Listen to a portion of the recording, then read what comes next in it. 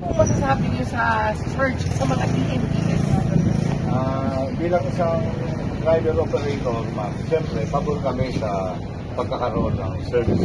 At tutol kami dun sa pagbabawas na pinapano ka lang na pagbabawas ng 50% kata. I'm not sure, pero parang yun ang bilig namin. Hindi man tumaas, i-maintain na lang doon sa ganung level. Huwag naman bawasan.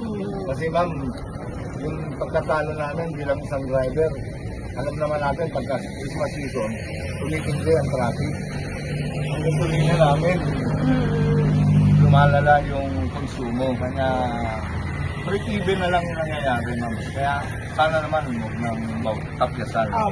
Sir, ito po sa search po ba, gaano po kayo yung pakinabang sa TNTs driver? For example, kung pwede po kayo mag-state na kaya. Hello, ma'am. Sa tingin ko po, ma'am, okay naman, pagiging okay kami sa magbawas ng ganang service. Pero wag naman 50% ng service matupad. Kung may ibigay ng PNC na magbawas ng porsyento sa amin, kami mga TNBS driver, kasi ma'am, sa totoo lang, yun ang pangunahin namin dinadaig o inahangal. Sobrang taas ng porsyento ng PNC na kinakalta sa amin, hanggang 25%. Minsan nga, pag hindi pa namin nakakwenta, parang umaabot pa ng 30% eh. Ang porsyentong kinakalta sa amin every booking. Basta sa kada booking, ma'am, let's say 1,000. Kaltasan mo ng 25% yan. Ang ilang bang 25% ng 1,000? 250. So malinis lang sa amin na pupunta is 750, ma'am. Kaya napakalaking bagay nun. Samantalang ang presyo ng gasolina, hindi naman sila kahati ang TLC sa gasolina. Sino-shoulder namin. Maintenance sa sasakyan sa amin din. Dita nga sa amin din eh. Hindi rin sila sumu-shoulder eh. Sir, kung ano po, kunyari, babaan yung percentage ng search sa mga TNTs driver, malaking tulong ang naalam mo, malaking tulong naman yung dadala nito. Pag binabaan ko, Ang binabaan nila yung percentage. For example, malaking bagay po, ma'am.